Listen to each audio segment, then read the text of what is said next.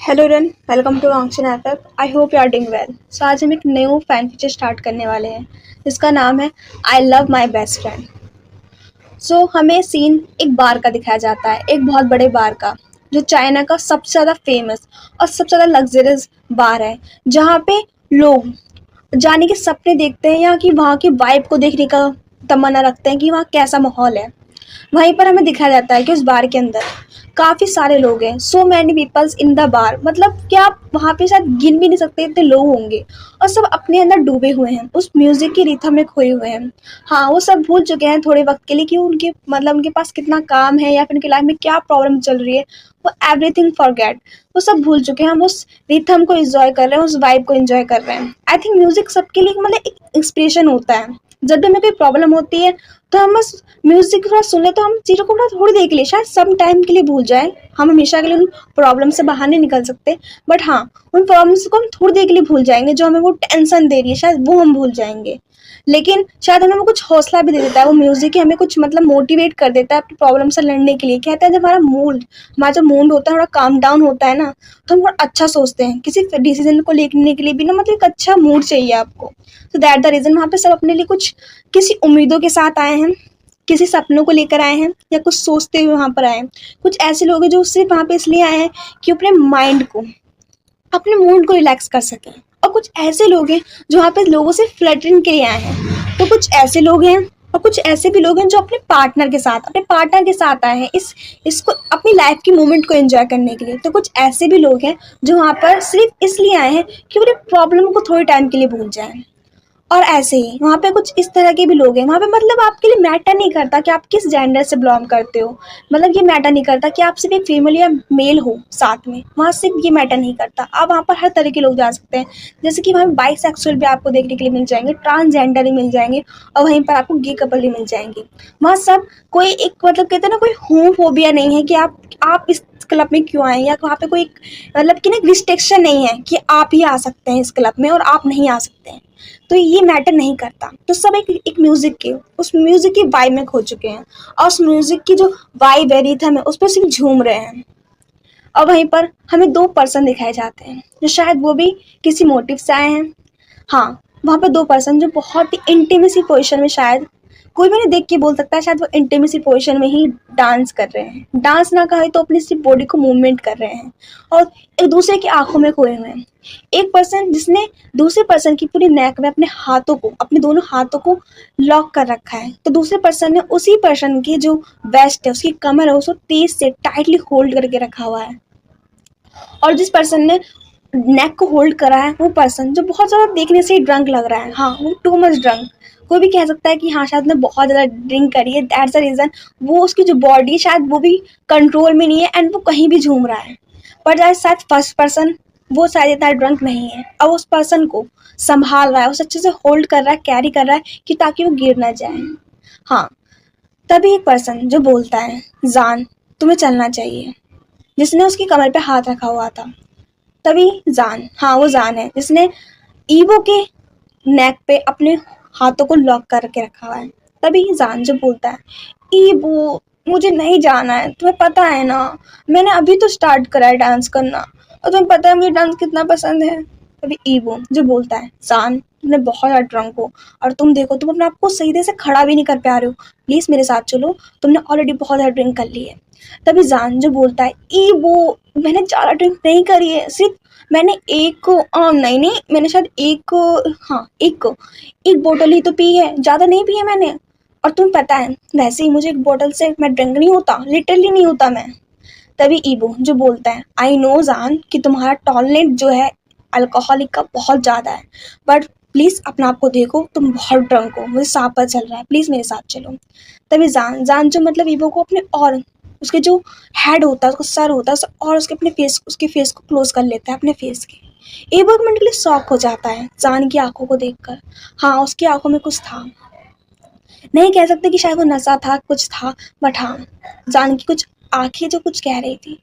तभी ईवो जो बोलता है जान तुम क्या कर रहे हो। हाँ, तभी जान जो बोलता है ईवो देखो ना तुम्हारा फेस कितना ज़्यादा रेड लग रहा है, सिर्फ 2 वोडका पीने से तुम्हारा फेस इतना रेड हो जाता है। हाँ, पर देखो ना कितना क्यूट लग रहा है। एंड तुम्हारी ये चिक, उसकी चिक को टच करता है अपने हाथों से, अब बोलता है तुम्हारे चिक कितने ज़्यादा ब्लशिंग हो रहे हैं, कितना क्यूट लग रहे हो तुम। तभी ईवो जो बोलता है जान तुम ड्रंक हो, तुम अपने अपने कंट्रोल में नहीं हो, प्लीज़ मेरे साथ चलो। तभी जान जो मतलब अपने हाथों को ना उसके चेस्ट में मारता है और बोलता है I am not drunk evo, तुम हमेशा ऐसा करते हो, तुम मुझे हमेशा यहाँ से क्यों ले जाना चाहते हो, तुम जानते हो ना ये मेरा फेवरेट प्लेस है और प्लीज़ मुझे डांस करना है, प्लीज़ प्लीज़। तभी ईवो जो बोलता है नहीं जान तुम ऑलरेडी बहुत डांस कर चुके हो, प्लीज़ मेरे साथ चलो। एंड देन वो जान को किसी तरह से भी बस अब उसकी जो मतलब कि बॉडी होती है उसे होल्ड करता है टाइटली और उसे ले जाने लगता है। जान जो मतलब मना कर रहा था कि नहीं उसे डांस करना है, डांस करना है, अभी तो उसने कंप्लीट ही नहीं किया और अभी तो उसे और ड्रिंक करनी है। बट ईवो जो उसकी एक बात नहीं सुनता और वो उसे लेके चला जाता है। अब हमें सीन मॉर्निंग का दिखाया जाता है जहाँ पे जो सन है, हाँ जो सूरज है वो उग चुका है और वो उग ही नहीं चुका है, वो पूरा मतलब सर के ऊपर हो चुका है।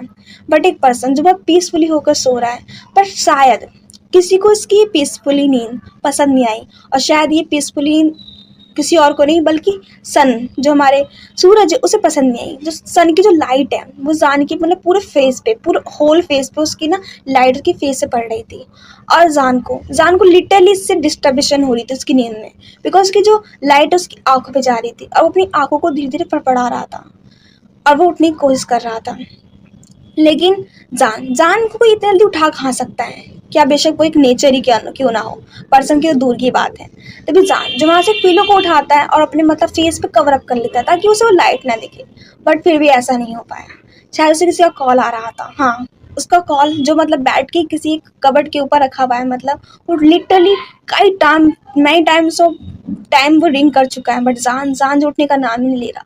फाइनली जब उसे इरिटेट हो जाता है उस कॉल से, वो फाइनली उठता है। एंड देन वो जैसे ही देखता है कि मतलब वो कहाँ पर है, हाँ उसके लिए कोई स्ट्रेंज होम नहीं है, ये अपार्टमेंट ईवो का है। जान जो बहुत अच्छे से जानता है। जान जो मतलब एकदम से उठता है, वो बैठने का ट्राई करता है लेकिन लिटरली उसकी जो माइंड है, उसका हेड है वो शार्पली पेन करता है। जान के माइंड में एक शार्पली पेन होता है और वो अपने सर को बहुत तेज से होल्ड करता है अपने हाथों से और बोलता है ओ माय गॉड, ये ये ब्रेन तो मेरे दिन फट जाएगा, इतना दर्द क्यों कर रहा है। तभी ईवो जो अपने आसपास अपने फ़ोन को ढूंढ रहा होता है, बट लिटरली फ़ोन तो उसे दिखता है बट एक बहुत स्पेशल चीज़, वो कि जो उसका ब्रेकफास्ट जो ट्रे होती है वो वहाँ पर रखी हुई थी। हाँ, जान मतलब इससे बेफिक्र नहीं है मतलब कि हाँ ये किसने रखी होगी किसने नहीं। जान उस ट्रे को उठाता है और वहाँ पे एक नोट दिखता है जहाँ पे लिखा हुआ था नोट पे गुड मॉर्निंग जान, एंड मेरे को जल्दी जाना होगा इसलिए मैंने ऑलरेडी तुम्हारा नींबू जो नींबू मतलब होता है ना अल्कोहलिक के लिए एक बेनिफिट होता है कि आपके लिए आप अगर नींबू पानी पिए तो आपका जो ड्रंकनेस है थोड़ा सा मतलब दूर हो जाता है और जो अपना हेड जो पेन कर रहा है शायद थोड़ा कम हो जाता है। मैंने तुम्हारे नींबू पानी रखा है, प्लीज़ से पी लेना और कुछ ब्रेकफास्ट है प्लीज़ से कर लेना। जान की फेस पे जो एक स्माइल आ जाती है। जान लिटरली जानता है कि ईवो शायद उसकी लाइफ में उसके लिए कुछ अच्छा हुआ हो लाइफ में या नहीं हुआ, बट ईवो उसका सबसे बेस्ट पार्ट है उसकी लाइफ का, जो है उसका फ्रेंड। हाँ, जान का बेस्ट फ्रेंड है ईवो, जो लिटरली जान के लिए बहुत कुछ है और बहुत मायने रखता है। वो उसकी लाइफ में उसे शायद उसे कुछ नहीं दिया हो अभी तक, पूरी लाइफ टाइम उसे कुछ ना मिला हो, पर पता नहीं लाइफ में कहाँ उसने एक अच्छा कुछ किया होगा। दैट द रीज़न जान के पास एक बहुत अच्छा गुड फ्रेंड है, वो है वांग ईवो। जान इसके लिए हमेशा गॉड को मतलब थैंक्स करता है कि उसको प्लीज़ एक अच्छे बेस्ट फ्रेंड देने के लिए बहुत बहुत थैंक, बिकॉज उसकी जो लाइफ है वो बहुत उसके हिसाब से एक वर्स्ट है, बेकार है। तो उसकी एक लाइफ में कहते हैं एक जीने की राह या कुछ अच्छा देने के लिए प्लीज़ वो थैंक्स करता है हमेशा गॉड को। जान जो फिर अपने फ़ोन को चेक करता है एंड लिटरली वहाँ पे 15 कॉल्स थी और वो यानली की थी। जान जो लिटरली अपना आप को कर्ज करता है और बोलता है ओह शिट, मैं आई फॉरगेट, मैं कैसे भूल सकता हूँ, मुझे एक बहुत ही इंपॉर्टेंट मीटिंग करनी है, वो मुझे मार डालेगी, सी किल में अगर मैंने उसे कॉल को जवाब नहीं दिया, मुझे जल्दी से रेडी होना होगा। एंड वो ड्रिंक करता है उसको जो मतलब न्यू पानी उसको ड्रिंक करता है एंड ड्रिंक करने के बाद जल्दी से वो कुछ जो मतलब वहाँ पे ब्रेड्स वगैरह होते हैं मैंने उसे अपने माउथ में जल्दी बस खा रहा होता है, उन्हें ईट कर रहा होता है कि जल्दी जल्दी फिनिश करना है। एंड देन वो जल्दी से अपने कबर्ड के पास जाता है और वहाँ से अपने लिए कुछ मतलब को लेता है एंड देन वो वॉशरूम में शावर लेने चल जाता है। आफ्टर 50 मिनट्स बाद वो एक शावर लेके आता है क्विकली अपने बाथ रोब को पहनकर एंड देन वो अपने कबर्ड में देखता है कि जो मतलब कि अपने कपड़ों को, अपने क्लोथ को, तो वहां से वो एक ब्लैक शर्ट को निकालता है एंड एक ब्लैक की ही ट्राउजर निकालता है, पैंट मतलब। एंड उसे पहनने के बाद उसे लगता है कि कुछ मतलब कि कुछ ऑफिशियल, मतलब कहते हैं ना प्रोफेशनल लगना चाहिए उसको लुक थोड़ा सा, मतलब इसलिए ना वो एक काम करता है, वो एक ब्लेजर लेता है वाइट कलर का एंड देन वो उसके ऊपर डाल लेता है ब्लैक शर्ट के ऊपर एंड देन उसे थोड़ा सा और प्रोफेशनल बनना था बिकॉज उसकी आज मीटिंग है, वो भी बहुत इंपॉर्टेंट क्लाइंट के साथ में।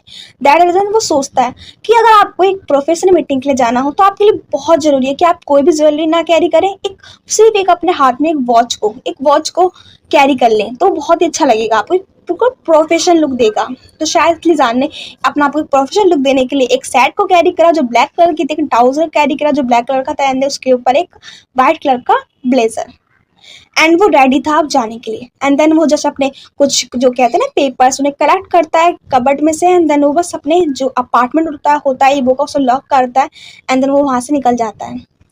सम टाइम बाद, आफ्टर 45 या 50 मिनट बाद, वो पहुंच जाता है अपनी मीटिंग पे, जहाँ पे एक ज़्यादा बड़ा नहीं तो एक छोटा सा मतलब एक ऑफिस टाइप का उसका था। ऑफिस ना कह तो वो पेंट हाउस था, हाँ वो एक पेंट हाउस था जहाँ पे जान जान जहाँ पेंटिंग करता है और उसे पेंटिंग वो बच्चों को सिखाता भी है। उसे लिटरली अपनी लाइफ में सबसे बेस्ट पार्ट लगता है कि उसे पेंटिंग करना आता है और वो अपनी हर एक ब्यूटीफुल चीज़ों को जो उसे पसंद आती है वो अपने पेंटिंग के थ्रू उसको उतार देता है और उसे पेंटिंग उसकी लाइफ में जीने का मतलब रीज़न देती है बिकॉज वो अपनी हर चीज़ को जिंदा कर देता है अपने पेंटिंग के थ्रू। उसकी पेंटिंग मतलब लाखों में बिकती है, हाँ उसकी पेंटिंग लैक्स में बिकती है एंड वो इससे बहुत अच्छा अर्न कर लेता है। जान की जो मतलब लाइफ है इससे मतलब एक अच्छा अर्न कर लेती है एंड उसकी लाइफ बहुत ही स्मूथली चल जाती है, तो लाइफ में उसको कोई इतनी प्रॉब्लम नहीं आती बिकॉज उसने एक उसके पास एक बहुत ही अच्छी स्किल्स है जो उसे मतलब एक अनअच्छा करती है। देन फाइनली जब वो वहाँ पहुंचता है सामने उसकी कोई और नहीं यानली खड़ी होती है। यानली जो उसे कर्ज करके चिल्ला रही होती है, जान आई किल यू बास्टर्ड, तुम पागल हो चुकी हो, तुम्हें पता है तुम्हारी कितनी इंपॉर्टेंट मीटिंग थी और ऑलरेडी वो तुम्हारा आधे घंटे से वेट कर रहे हैं और तुम हो कि तुम मेरी कॉल्स को पिकअप नहीं कर रहे हो, मुझे बताओगे तुम कहाँ थे या तुम्हें क्या हो गया था।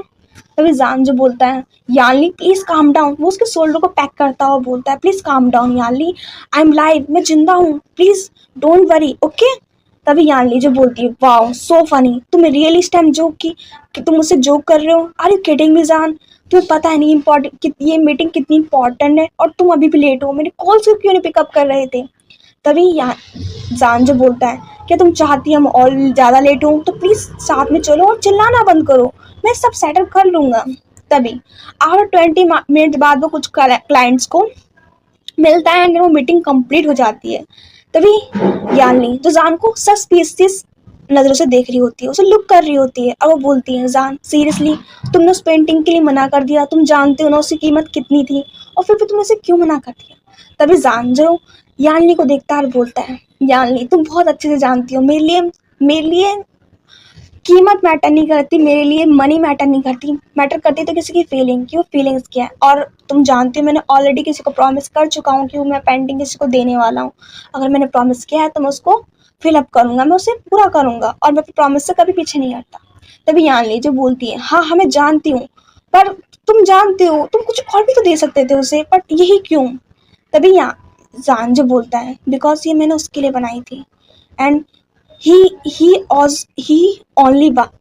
ओनली जो उसको माइंड करता है, मतलब ये पेंटिंग उसको ऑन करती है, मैं ये पेंटिंग किसी को नहीं दे सकता, क्या वो इसकी मिलियंस में ही क्यों कीमत ना लगा दे, मेरे लिए मैटर नहीं करता।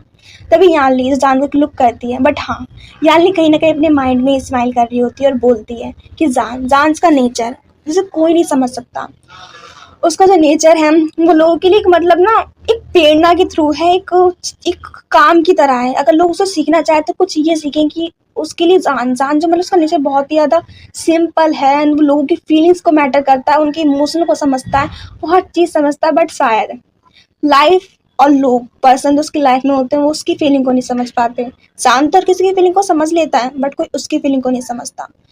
यानी जो खुद ही अपने मन में कहती कब इसे कोई ऐसा पर्सन मिलेगा जो इसे समझने स्टार्ट कर देगा तो लिटरली मैं फ्री हो जाऊंगी। तभी जान जो बोलता है यान ली कहाँ खो गई हो? हाँ, और चलो ठीक है, ओके बाय, तुम प्लीज़ यहाँ पे जीजू को संभाल लेना, मुझे जाना है। तभी यहाँ ली जो बोलती है जान प्लीज कम अप, तुम्हें से पता है सिर्फ अभी 3 बजे हैं और हमें लंच करना है, तुमने लंच भी तो नहीं किया, प्लीज मेरे साथ लंच करो, फिर प्लीज कहीं जाना आपने, ऑलरेडी तुम्हारी जितनी भी रिस्पॉन्सिबिलिटी तुमने सब मेरे कंधों पे डाल दी है। तभी जान जी एक स्माइल करता है और बोलता है ओहो यानली प्लीज, तुम जानती हो अगर तुम मेरी रिस्पॉन्सिबिलिटी को नहीं संभालोगी और मैं इतना काबिल हो गया तो तुम्हारी नौकरी का क्या होगा, तुम्हारी जॉब का क्या होगा बेबी। तभी यानली जो बोलती है प्लीज मुझे बेबी करना बंद करो। तभी जान जो मतलब कि मोकलिंग हंसता है और बोलता है रियली, क्या तुम किसी और को चाहती हो? तभी यानली जो बोलती है जान I kill you, please come, please lunch करो ना, तुम हमेशा ऐसे करते हो और तुम वहाँ जाना जरूरी है क्या? तभी जान जो बोलता है हाँ हाँ बेबी मुझे बहुत जरूरी है, प्लीज मुझे जाने दो। तभी यानी जो बोलती है तुमने फिर मुझे कहा, मैं ऐसी नहीं हूँ, प्लीज मुझे बेबी कहना बंद करो। तभी जान कहता है ओके ओके मैं जानता हूँ ये तुमने किसको हक दे रखा है और मुझे बताने की जरूरत नहीं है, बस मैं तुम्हें टीज कर रहा था। तभी यानली जो बोलती ओहो अच्छा ठीक है तो तुम कल आ रहे हो ना? तभी जान जो बोलता है कल किस लिए, तुम्हें ऑलरेडी पता है जान। तभी जान जो बोलता है ओके ओके मैं सोचूंगा, प्लीज अब मैं जाऊँ? तभी यानली जो एक स्माइल करते हुए बोलती है ओके जाओ और अपना ख्याल रखना ठीक है। तभी जान जो बोलता है और तुम भी अपना ख्याल रखना। तभी हमें सीन शिफ्ट होकर वांग यीवो का दिखाया जाता है। हाँ, वांग यीवो कंपनी जो चाइना की बिगेस्ट कंपनी है, इसे कौन नहीं जानता, इस कंपनी को चाइना में हर कोई बिजनेसमैन जानता है बिकॉज ये एक नंबर 1 कंपनी है इन द चाइना। एंड यहाँ के सीईओ है हे क्वान जो यहाँ के सीईओ हैं, यहाँ के चीज़ों को लीड करते हैं, बट उनका यंग लिटिल ब्रदर, और उनका ये लिटिल ब्रदर ना होता तो शायद वो भी इन चीज़ों को संभाल ना पाते बिकॉज शायद सबसे बड़ा हाथ यहाँ पर वांग ईवो का है जिस कंपनी को ओन करता है और चीज़ों को संभालता है। एंड दैट द रीजन शायद ये जो कंपनी है वो नंबर 1 पर है। हमें सीन दिखाया जाता है ईवो का ऑफिस जहाँ पे कोई लिटरली बहुत देर से कुछ किसी बारे में सोच रहा है। एंड देन फाइनली वो अपने थॉट से जब बाहर आता है, जब उसे अपने कैबिन के डोर पर किसी की नॉक नॉक की लिटरली तेज तेज नॉक की आवाजें आ रही होती हैं, जैसे कोई बहुत उतावला है उस नॉक को करने में। तभी ईवो जब अपने थॉट से बाहर आता है, जो चीज़ें वो सोच रहा था, एंड देन फाइनली वो बोलता है कम इन। और वो कोई नहीं था, उसका ब्रदर था, उसका बिग ब्रदर हेक्वान जो बोलता है सीरियसली ईवो तुम मुझे वेट करवा रहे थे? हाँ अपने ब्रदर को, तुम कहाँ थे? तुम मेरे बातों का मेरे नॉक का मुझे बोल क्यों नहीं रहे थे? तभी वो जो बोलता है I am sorry brother but आप तो जानते ही हैं आप बिना नॉक करे भी आ सकते हैं। तभी ईवो जो हेक्वान जो बोलता है आई नो मैं आ सकता हूँ बट मैं जानता हूँ मेरा ब्रदर थोड़ा सा बड़ा हो चुका है तो मैं उसकी प्राइवेसी में दखल नहीं देना चाहता और मैं ही चाहता मैं कुछ ऐसा देख लूँ जो मेरे को नहीं देखना चाहिए। तभी ईवो जो एक लुक करता है और बोलता है लिटरली भाई आप ये सब सोच रहे हो, आप जानते हो ऐसा कुछ नहीं है और मेरी लाइफ में तो बिल्कुल नहीं है, फिर भी आप ऐसी बातें कर रहे हो।